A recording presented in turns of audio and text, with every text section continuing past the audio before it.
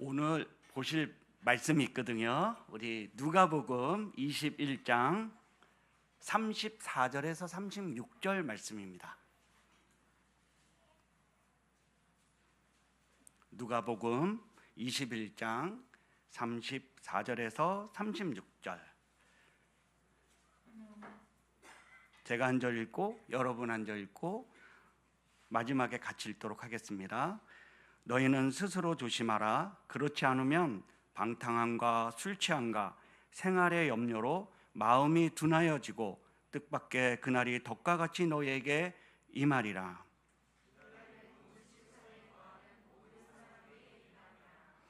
이러므로 너희는 장차 올 이 모든 일을 능히 피하고 인자 앞에 서도록 항상 기도하며 깨어 있으라 하시니라. 아멘. 할렐루야. 오늘 목사님께서 간증 설교를 하라고 한 달 조금 전에 말씀하셨는데 부담감이 좀 있었어요. 가끔가다 우리 성도님 중에 우리 장로님 기대합니다 이러면서 부담이 엄청 많았었는데 준비하면서 지나온 과거들을 이렇게 돌려보니까 정말 하나님께서 나와 함께 하셨구나 하는 그 은혜가 저에게 더 이렇게 넘쳐졌던 것 같아요. 오늘 말씀을 통해서 또 저 개인적인 간증을 통해서 하나님께 영광이 되기를 원합니다. 오늘 읽으신 본문 말씀은 그 마지막 때를 이야기하고 있는데요. 이 마지막 때는 우리가 아무도 알 수가 없습니다.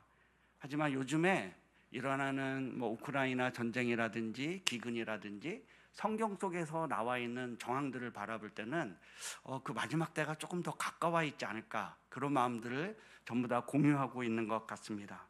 이 마지막 때는 아무도 알 수가 없어요. 그리고 온 지구상에 있는 모든 사람들에게 임할 것을 말씀하시면서 너희는 스스로 조심해라, 그리고 깨어 기도해라, 이렇게 권면하는 내용이 오늘 본문 말씀입니다. 우리는 이 마지막 때에 주님을 만나거나 아니면 우리의 수명이 다 돼서 결국은 주님을 만나게 될 것입니다. 얼마 전에 우리 김영애 장로님 장례식을 보면서 참 아름다운 장례식이다 이런 생각이 들었고요. 두 번째로는 이렇게 중절모 쓰시고 같이 예배드리던 생각이 막 나면서 인생이 참 짧은 것 같다. 나의 인생도 이렇게 빨리 지날 것인데 주님 앞에 온전히 좀 잘 살아봐야 되겠다, 그렇게 다짐했던 그 시간이 있었습니다. 이 주님을 만나는 이 마지막 때를 준비해야 하는 우리들에게 성경이 열처녀 비유로 우리의 나아갈 길을 잘 소개해주고 있거든요. 여러분 잘 아시다시피 신랑을 기다리던 열처녀는 신랑이 이제 좀 더디 오니까 졸다가 갑자기 이제 신랑을 맞이하게 돼요. 그러나 이제 기름이 준비된 다섯 처녀는 혼인잔치에 들어가잖아요. 근데 기름이 준비되지 않은 이 다섯 처녀는 혼인잔치에 들어가지 못하거든요. 여기서 신랑은 예수님을 이제 뜻하고요. 그리고 열 처녀는 바로 주님을 맞이하는 우리들을 이야기하는 거예요. 그러면 여러분 여기서 나오는 기름이 뭘까요? 기름. 이 기름은 우리의 삶이라고 할 수 있어요. 눈물의 기도, 회개, 헌신, 주님을 사랑하는 이 모든 삶이 바로 이 기름인 것이죠. 그래서 이 기름은 갑자기 막 놀다가 한순간에 짠 하고 만들 수 있는 것이 아닌 겁니다. 이 성경 속에 나오는 이 다섯 처녀, 기름을 준비하지 못한 이 다섯 처녀는 그럼 무엇을 했을까요? 여러분, 오늘 본문 말씀에 보면 잘 나와 있어요. 그들은 주님 대신 그들의 삶을 방탕함이라든지 술 취함이라든지 생활의 염려로 채워졌어요. 그러다 보니까 주님을 바라보지 못하는 거예요. 특별히 우리가 사실 막 맨날 술 드시고 막 방탕한 삶을 살지는 않으실 거고, 생활의 염려에 대한 부분은 우리가 좀 자유롭지 않은 것 같아요.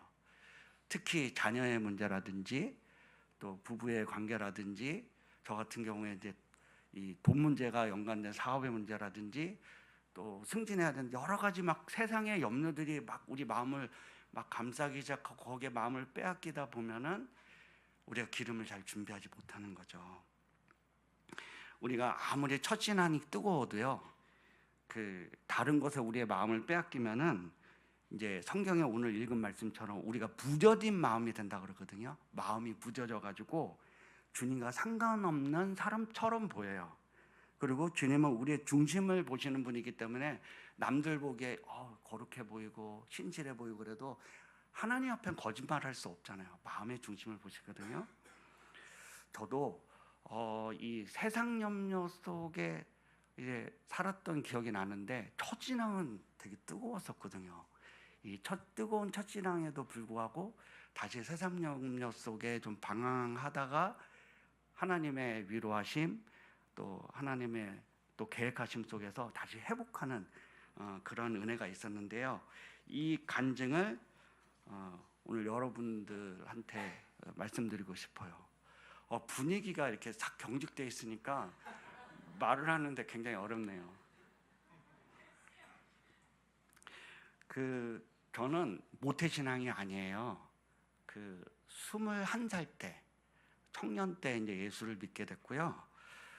어렸을 때는 아버님이 초등학교 시골에서 교사를 하셨고요. 저 18개월 때 돌아가시니까 저는 아버님 얼굴도 모르는 거죠. 아버님이 일찍 돌아가시다 보니까 집이 굉장히 가난했고, 그리고 그렇게 나쁜 아이는 아니었는데 늘 우울했어요. 그리고 늘 열등감 속에 살아갔고, 그래서 별로 인생이 재미가 없었던 그런 생각이 났던 것 같아요. 그래서 또 대학도 떨어졌어요. 그래서 이제 재수를 하게 되고, 그때 태계원이라는 데 살았었는데, 그때 당시에는 굉장히 시골이었었고요. 그 앞에 있는 교회를 이제 내 스스로 가서 여기 가면 뭔가 인생의 길이 있지 않을까 해가지고 이제 가서 등록을 하고 예배를 드리는데 별 감동이 없었어요. 근데 어느 날 한 집사님이 개척교회에 오셔가지고 굉장히 열심을 내셨거든요. 초등학교 그분도 교사셨는데 저만 보면 이렇게 손을 붙잡고 무릎을 꿇고 계속 울면서 기도하시는 거예요. 적응이 안 되는 거죠, 초신자가. 그리고 통기타도 있는데 굳이 클래식 기타를 갖고 오셔가지고 기타를 치시면서 저를 위해서 기도하고, 때로는 이제 집에 초대해서 먹을 것도 주고, 그렇게 하다가 어느 날 저를 보더니 안 되겠다, 은혜를 받아야 된다. 그때 당시에는 이제 산에서 이제 기도회들이 많이 했었는데, 하늘산 기도원에 가서 수련회에 참석해야지 네가 변화가 될 수 있을 것 같다. 그래서 거기 가면 하나님이 진짜 살아있는 걸 볼 수 있냐? 그때 볼 수 있다는 거예요. 일단 가야 된다. 그래서 배낭을 메고 쌀을 이제 그때 코펠에다 다 해먹었는데 하늘성 기도원에 올라가는 거예요. 지금도 아니던데 딱 갔는데 앞에 강사님 조남이 이호문 목사님이에요. 감리교 목사님이셨는데 하얀 양복 입으시고 빨간 넥타이 딱 매시고 딱 나타나셔가지고 이 산에까지 와가지고 이 기도 안 하고 방언 못 받고 내려가면은 바보다. 그래서 방언이 뭐예요? 이제 그 집사님한테 물어보니까 하늘에서 주는 언어다, 그런가 보다. 그리고 이분 얘기는 목소리가 쉬도록 찬송하고 말씀을 듣다 보면 은혜를 받을 것이다. 그래서 일단 해보자. 근데 저한테 소망이 생겼어요. 그러면 하나님 저한테 보여주세요. 저는 못 믿겠어요. 눈으로 보여지지 않으면 저는 하나님 있는 걸 믿을 수가 없어요. 그래서 3일 정도를 정말 잘 찬양도 모르는데 막 크게 부르다 보니까 목이 쉬었는 거죠. 목이 쉬었는데 보여주셨을까요? 안 보여줬을까요? 눈으로 하나님이 살아계신 것을 보여줬을까요, 여러분? 안 보여주셨어요. 그래서 실망감에서 여기도 별게 없는가 보다 그러고 이제 내려가야지 하고 있는 상황인데, 마지막 시간에서 항상 은혜는 마지막 날 임한다 그러는데 마지막 날 목이 터져라 기도하는데, 하나님 진짜 당신이 살아계시다면 나한테 좀 뭘 보여주세요. 난 잘 모르겠어요. 근데 계속 기도하는데 갑자기 하늘이 열리는 것 같은 마음이 드는 거예요. 뭐 이게 또 신비주의라고 하실 수도 있지만 어쨌든 하늘이 열리는 듯하는 마음이 들면서 천사 같은 게 왔다 갔다 하는 것 같은 마음이 들고, 거기를 보면서 이게 천사인가요? 이게 하나님을 보여주는 건가요? 하는 마음이 드는데 불 같은 것이 제 몸에 확 떨어졌어요. 거기 하늘산 기도원이 있으면 이렇게 큰 계단이 있었는데 그 불이 임하는데 툭 떨어졌어요. 뚝 떨어져서 한 바퀴 구르고 앉았는데 입에서 이상한 말이 나오는 거예요. 그러니까 지금 생각하면 방언이죠.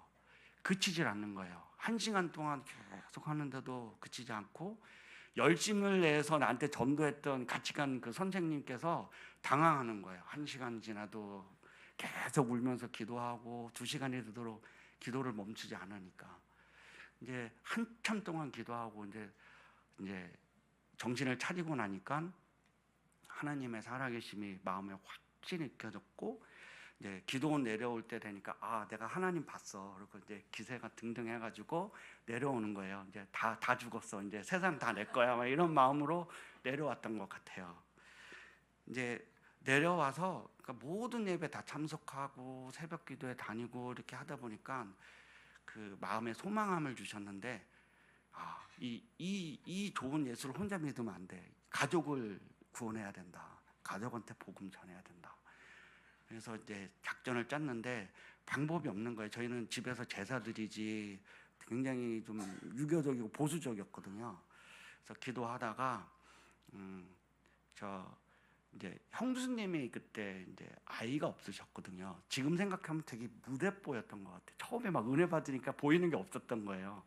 11년 동안 시험관하기도 또 해도 다 실패했는데 형수님을 위해서 기도하다 보면 가족이 구원될 수 있겠다라는 그런 마음이 있어서 가족을 모아요. 제가 너무 웃기죠. 초신자니까 할 수 있는 일이에요. 가족을 다 모아서 제가 기도했는데 형수님한테 아이가 생길 것 같아요. 그랬더니 형님이 난리가 났죠. 이제 얘가 교회에 미쳐가지고 이제 정신이 잘못됐다 막 이러면서 근데 어머니가 이 아이에 대한 사모함이 있으셨던 것 같아요. 야 그러면은 네가 어떻게 해야 되는지 가르쳐주고 그렇게 해보고 안 되면 교회 안 가면 되지. 어떻게 해야 되는데 새벽기도 가면 돼요. 이렇게 해가지고 교회를 한 번도 안 가본 사람들이 전부 다 이제 새벽기도 가는 거예요. 근데 마음에 이제 형수님이 아이를 가져야 되는데 이제 의심이 막 들기도 하고 이제 정말 열심히 기도하는 과정에 기적이 일어났어요. 2달 만에 아이가 태어난 거예요. 아이가 임신을 했어요. 그래가지고 한 번에 어머니가 다 나와 이렇게 해가지고 온 가족이 전도가 된 거예요. 물론 저희 큰 형님은 이제 거기 그 남성교회에 있는 분들하고 이제 개고기 드시고 이제 소주도 한 잔 드시고 이제 뭐 바로 믿음 생활을 바로 하지는 않았지만 어쨌든 교회 나오셔서 다 같이 예배를 드리는 그런 시간을 갖는 은혜가 있었어요. 그러니까 얼마나 마음이 기쁘고 뭐 세상 무서운 게 없잖아요. 그리고 이번엔 누구한테 가야 되지? 그래서 삼촌이 월남전에 총 맞은 삼촌이 있었거든요. 그래서 다리를 못 쓰셨어요. 쩔뚝쩔뚝 걸으셨는데 이 삼촌을 위해서 내려가서 기도해 드려야 되겠다. 하나님 삼촌의 다리를 고쳐주세요. 그리고 강원도 하조대라는 양양 하조대라는 데까지 버스를 타고 내려가서 삼촌을 위해서 제가 기도하러 왔어요. 그랬더니 얘가 뜬금없이 교회를 가더니 이상해졌다. 근데 그 멀리서 온 그 기특함에 뭐 기도해줘.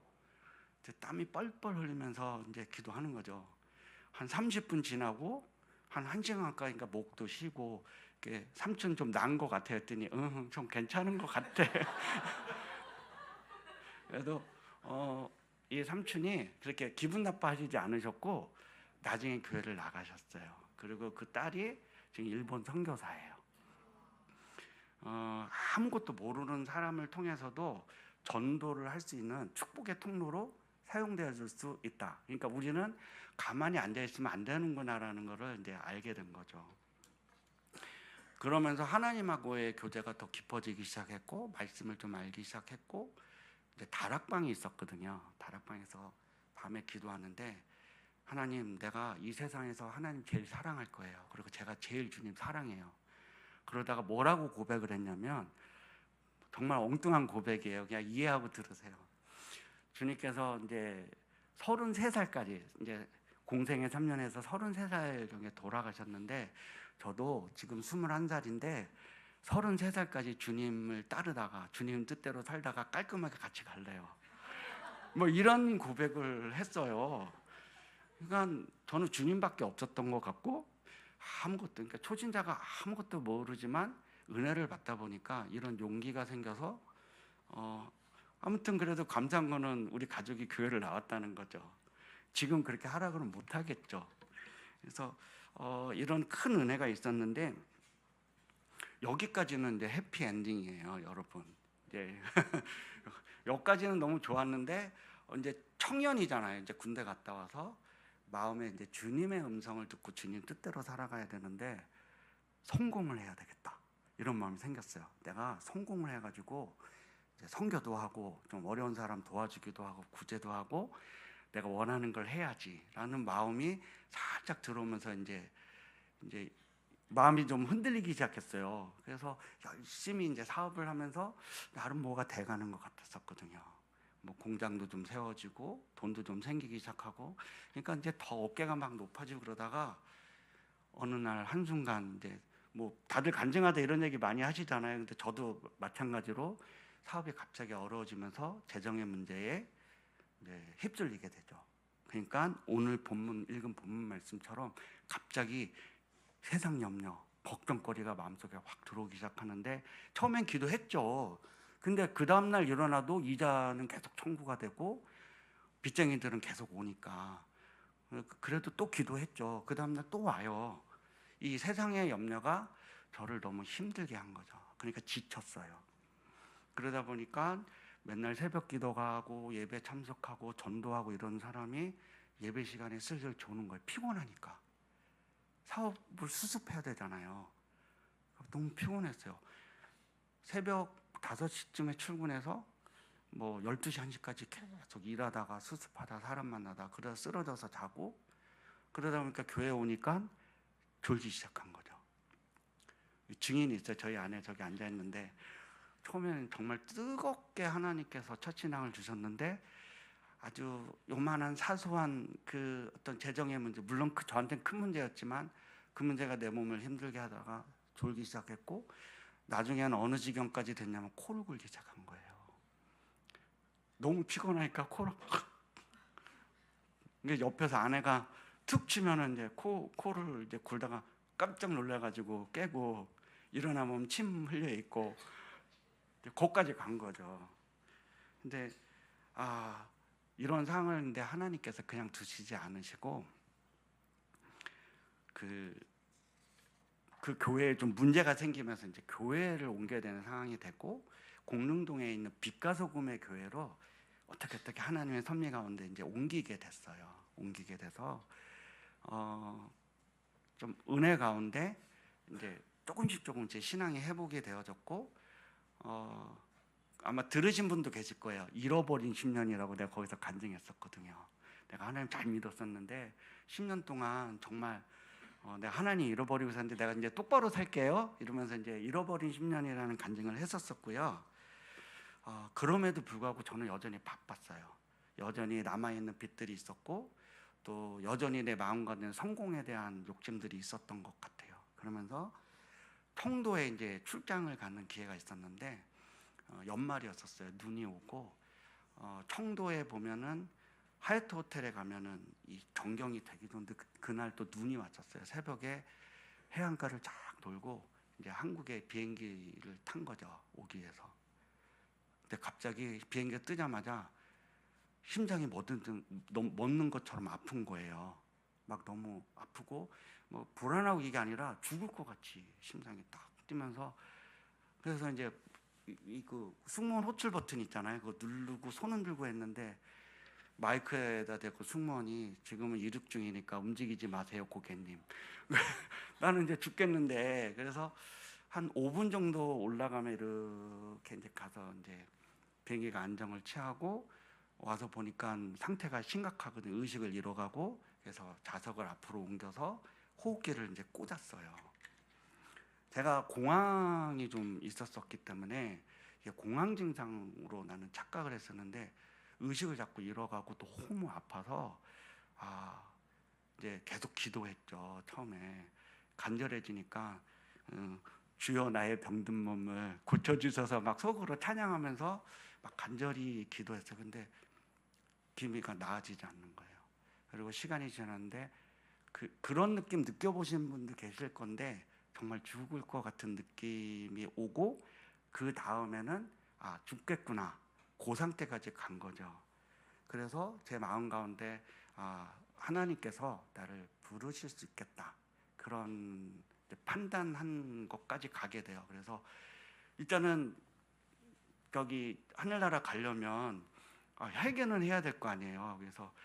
그래서 회개할 내용들을 막 생각하는데 난 그렇게 죄는 많이 안 짓고 산 거라고 생각을 했는데 뭐 이렇게 회개할 내용이 너무 많은 거예요. 그래서 나중에는 추각해서 주님 죄송합니다. 제가 회개할 거는 주님 줄여서 이렇게 이제 또 고백하면서 그 다음에 가족을 위해서 중보했어요. 우리 아내는 돈을 한 번도 벌어본 적이 없거든요. 경제력이 없는 우리 아내를 좀 부탁합니다, 주님. 그리고 애들은 학생이었어요. 얘네들 어떻게 해요? 그래서 우리 자녀들을 위해서 또 기도하고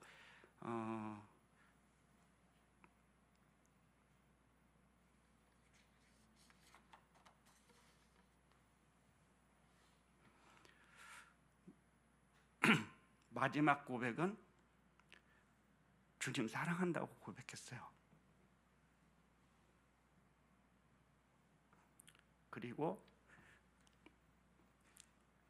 제 영혼을 받아달라고 고백했어요. 이 고백은 진실한 고백이었는데 그러고 나서 정막이 흘렀어요. 정막이.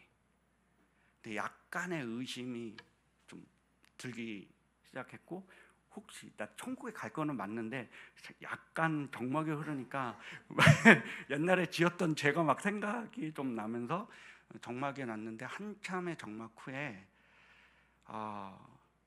이제 나를 데리고 온 천사와 같은 사람들이 임재하는 그걸 경험하게 돼요. 약간의 천국의 경험 그걸 하는데 정말 평안하고 정말 사랑스럽고 뭘 표현할 수 없는 것 같아요. 이거는 처음에 주님을 만났을 때 주셨던 그 마음하고 똑같은 마음이에요. 그래서 그 마음이 들면서 한참 지나는데 이제 살 것 같은 거예요. 그래서 옆에는 승무원이 아니 이 사람이 막 입으로 뭐 찬양 같은 걸 막 하다가 울다가 또 웃었다가 그 승무원이 고객님 힘내세요 막 그러는 거 죽을 것 같아. 힘내세요. 아무튼 원래 1시간 10분 정도 걸리거든요. 청도에서 한국까지. 근데 응급 상황이니까 54분 만에 비행기가 날라왔어요. 그래서 저 비행기에서 내렸고 저는 119가 올 줄 알았는데 공항 구급대가 와서 손님들 다 내리고 맨 마지막에 의자에 데리고 가더라고요.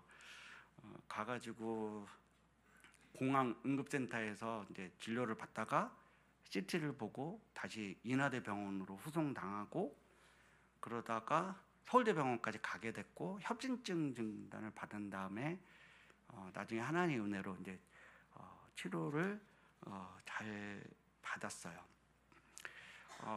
제 인생의 시계가 잠시 멈춘 거죠. 그러면서 처음에 만나주신 그 감격스러운 그 은혜를 너무 힘들어 보이셨는지 긍휼히 보시고 제 인생의 시계를 멈춘 다음에 다시 만난 다음에 이런 은혜를 경험하게 되는데 제가 이런 고백을 합니다. 남은 인생 정말 주를 위해서 살기를 원합니다. 두 번째로는 다음엔 진짜 주님을 만나면 지금처럼 다급하게 조급하게 만나지 않고 좀 멋있게 준비된 모습으로 좀 화장도 하고 옷도 좀 이쁜 거 입고 주님 앞에 준비된 모습으로 서고 싶어요. 이런 고백이 있었어요.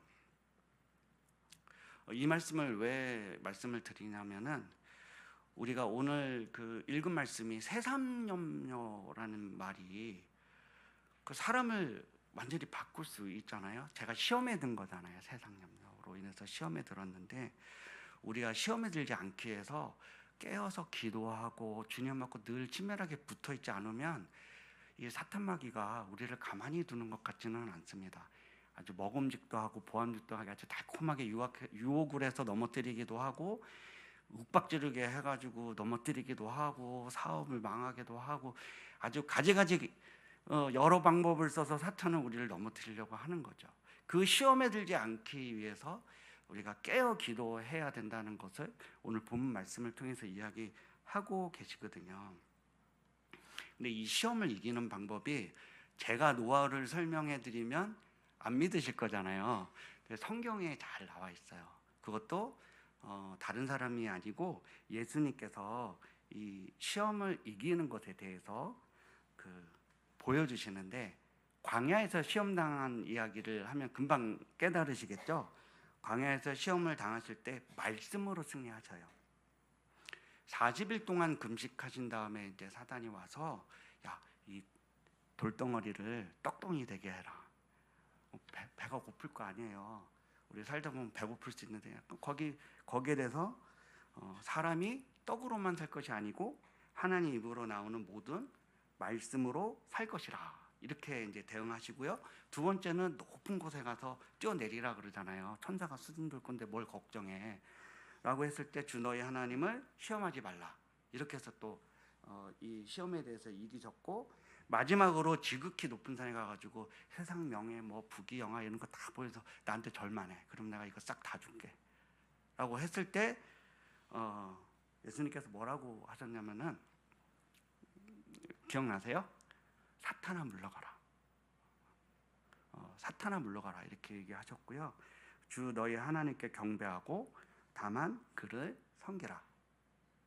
우리가 기도하다 보면은 뭐 나사렛 예수 그리스도를 명하노니 사탄아 물러가라, 막 이 얘기가 여기에 근거한 내용이라고 보시면 될 것 같고요. 우리가 시험을 당할 때 참 다양한 시험을 당하게 되지 않습니까? 당사자의 동의를 얻어서 잠시 얘기를 하고 싶은데요. 제가 감당하지 못할 시험이 한 번 있었어요. 그게 뭐냐면, 제가 가족을 너무 사랑하거든요. 우리 아내도 너무 사랑하고 우리 두 딸을 너무 사랑하고 우리 교제도 많았어요. 근데 큰 딸이 공부도 열심히 하고 기도도 잘하고 그랬는데, 어느 날 고등학교와 또 대학교에 가서 퇴근해서 갔는데 엄마 품에 안겨서 울고 있는 거예요. 죽고 싶다고. 예수를 믿는 게 아니면 죽고 싶대요. 우리 집이 높은 층에 있었거든요. 극단적인 판단을 할 수 있는 상황이라고 아내가 저한테 설명했어요. 이거를 부모인 제가 뭐 돈으로 해결할 수 있는 문제도 아니고 뭐 위로해서 해결할 문제도 아니고, 사탄이 너무 치사했어요. 내가 제일 사랑하는 자녀를 건드리니까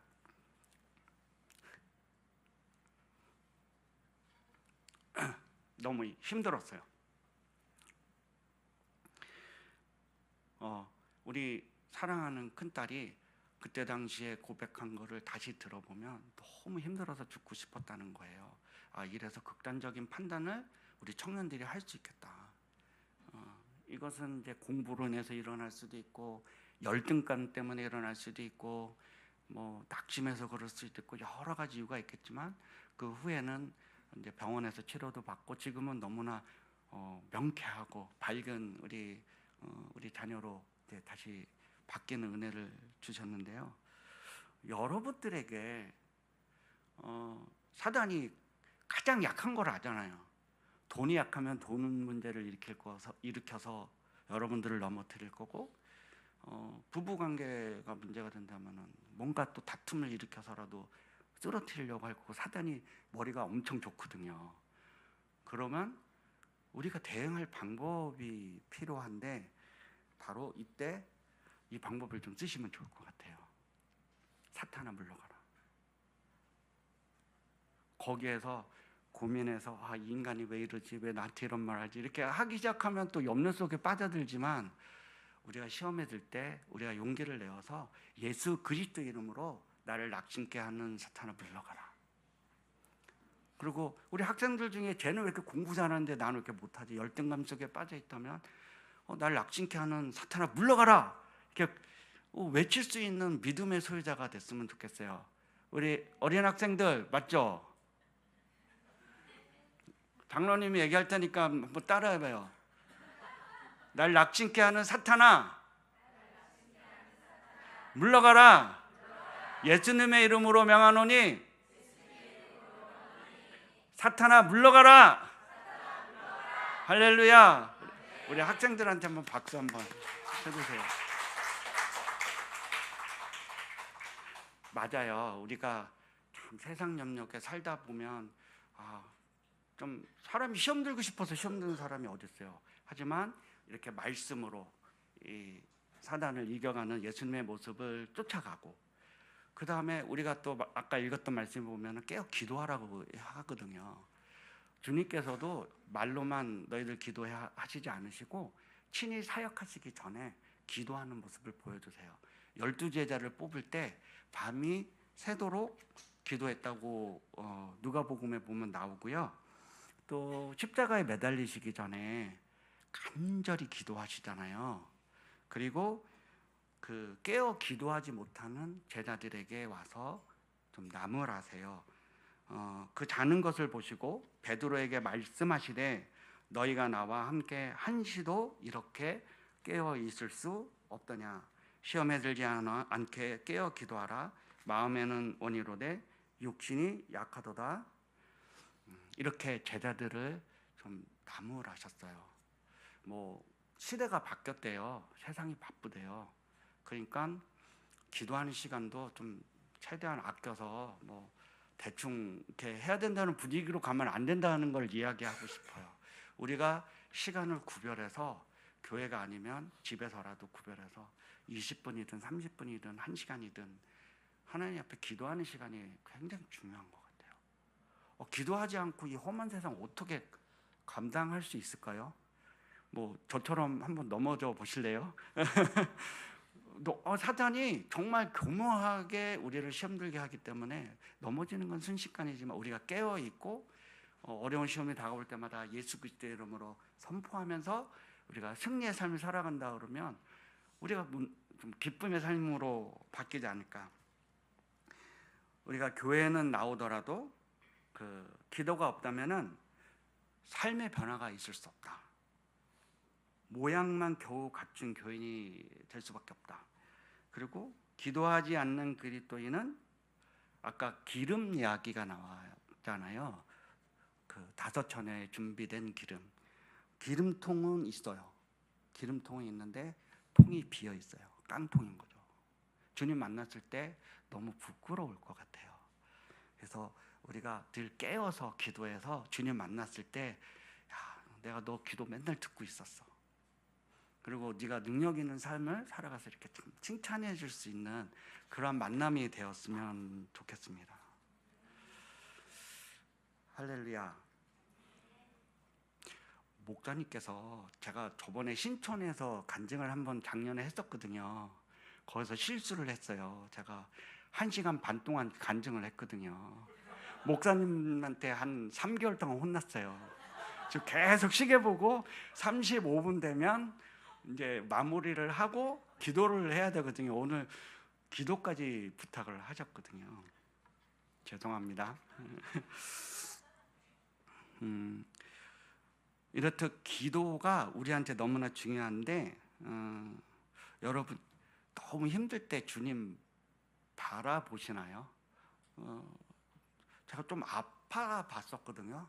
근데 그 비행기에서 쓰러지고 나서 이제 그러고 나서 좀 쉬었어야 되는데 일을 더 열심히 한 거예요. 그러다가 이제 나중에 이제 응급실에 이제 실려가 가지고 이제 스텐트도 하고 또 종합검진 받으면서 뭐 여기저기 많이 안 좋다 그래가지고 낙심을 많이 했었는데 결정적인 거는 췌장에 혹이 있다는 거예요. 그리고 뭐 담도서부터 뭐가 안 좋은데 교수님이 암소견을 얘기하시는 거예요. 저희 아버님이 췌장암으로 돌아가셨거든요. 그래서 주님 이제 이거 췌장암이라고 얘기하시는 것 같은데 이제 제가 준비를 해야 될까? 아까 제가 고백했었잖아요. 다음에 주님 만나면 이제 좀 단장도 하고 준비된 모습, 주님 제가 준비를 좀 해야 될 상황인가요? 했는데 마음속에 그렇지 않다 라는 마음의 감동은 있었고, 너의 병을 내가 치유할 거야, 내가 너 사용할 거야, 그런 마음을 주셨어요. 그래서 사진 찍는데 3달 기다려야 된대, 아산병원에서. 근데 마음은 조급하고 가정의학과 교수님이 저를 보더니 불쌍하셨는지 막 불안해 보이니까 다른 큰 병원에 가서 사진을 찍어 오라는 거죠. 근데 아는 병원이 방병원밖에 없잖아요. 방병원에 갔는데 한혜원 권사님한테 내가 전화했었어요. 근데 전화 안 받으시는 거예요. 그래서 일부러 안 받으신 것 같지는 않은데,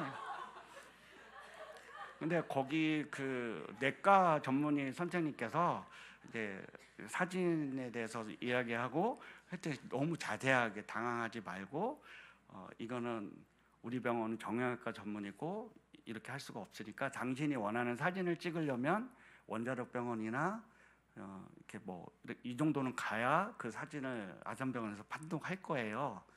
그래서 추천을 받아서 원자력 병원에 갔어요. 가서 이제 사진을 보시더니 혹이 이거는 당신이 생각하는 그런 암은 아닌데 막 뭐 암에 대해서 막 설명을 하는데, 당신이 심장병이 있어서 우리는 취급할 수 없다, 당신을. 그 가라는 거예요. 그래서 다시 아산병원 가서 그냥 기다릴 걸. 한 4달 반 만에 다시 가서 사진 찍고 결과를 이제 보게 됐죠. 근데 놀라운 거는 그 교수님이 뭐 여기저기 많이 나왔었거든요. 스텐트 한 다음에 머리도 뭐 이렇게 좀 막혀 있다고 그러고, 경동맥도 막혀 있다고 그러고, 귀도 지금 고음이 잘 안 들려요. 그러다가 이제 췌장에 뭐 혹 있다 그러니까 바짝 긴장한 거죠. 이분도 뭐가 자꾸 나오네요, 어떡하죠, 이렇게 얘기하셨었는데 보시고 놀라셨어요. 저는 그 영상 기록 다 띄었어요. 말을 못 믿으니까. 밑에 내려가니까 뭐 진료 기록부도 있고 다 띄어봤는데, 우리 큰아이가 영어로 이렇게 내가 풀어달라고 했었어요. 네. 보시더니 나아진 게 아니라 아예 없어졌대요. 그래서 이분이 좋은 일 많이 하셨나 봐요. 앞으로 앞으로 더 착하게 사시고 행복하게 사세요, 이렇게 덕담을 나누시더라고요. 그래서 하나님, 그러면 저를 이렇게까지 살려주시는데 제가 앞으로 어떻게 살라고 하시는 거죠? 라는 이제 그런 질문을 기도하면서 이제 드리게 됐는데, 이제 몇 가지 말씀하셨어요. 첫 번째는 네가 욕심이 너무 많아. 네가 자꾸 돈을 벌어서 뭘 하려고 그러고 성공하려고 그러는데 다 내려놔. 네가 분쟁 중인 채무채권들, 네가 용서하지 못한 사람들, 너하고 연관된 모든 거 다 내려놔. 그리고 내가 주는 것 가지고만 먹고 살아.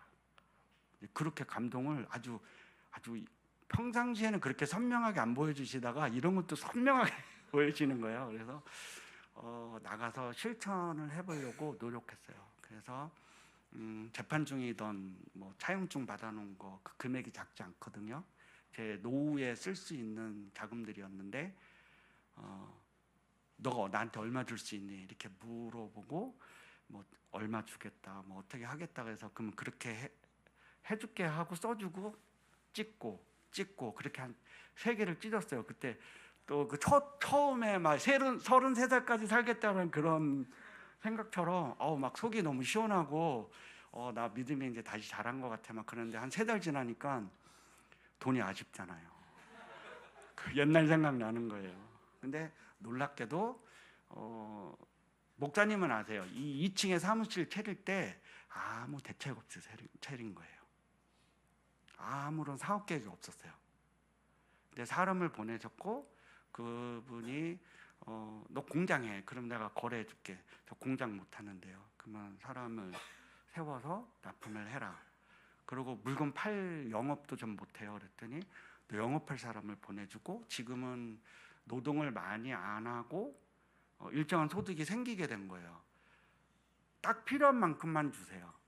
딱 구제 어디 해야 되고 뭐 헌금 얼마 해야 되고 생활비 얼마 들어가면 거기서 조금 더 주시면 좋겠는데 딱 필요한 만큼만 주시는지 모르겠어요. 주님 죄송합니다.